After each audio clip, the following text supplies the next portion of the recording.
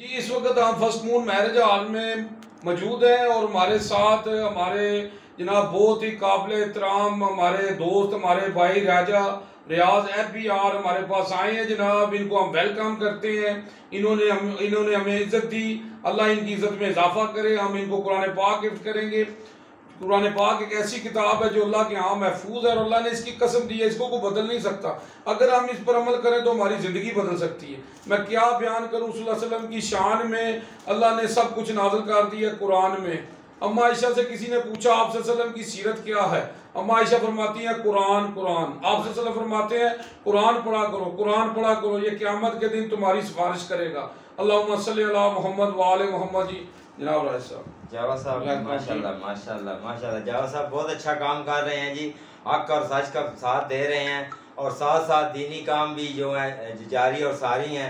और जावा साहब हम जावा जी का शुक्रिया भी अदा करते हैं। ये हमारे बड़े अच्छे दोस्त हैं, भाई हैं और माशाल्लाह मेरी दुआ है कि अल्लाह की ज़ात पाक इनको मज़ीद तरक्की दे और मज़ीद ऐसे काम करने की तौफीक अता फरमाए कि जिस तरह ये काम जारी और सारी हैं तो अल्लाह ने अजर देना है इनको। ये इन्होंने गिफ्ट किया है कुरान पाक, हम पढ़ेंगे, इनके लिए भी दुआ करेंगे, लोगों के लिए भी दुआ करेंगे।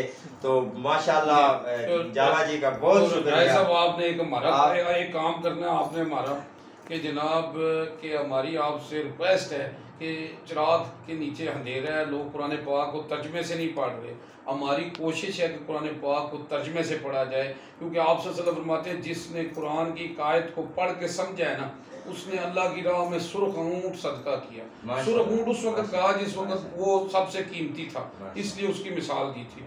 तो जनाब आप हमसे वादा करते हैं कि इंशाल्लाह इसको तर्जमे से आप पढ़ेंगे। बिल्कुल पढ़ेंगे जी, इंशाल्लाह पढ़ भी रहे हैं और माशाल्लाह मेरे घर में लाइब्रेरी भी है। माशाल्लाह मैं हदीस की किताबें भी करता रहता हूँ, पढ़ता रहता हूँ और तर्जमा भी करता रहता हूँ।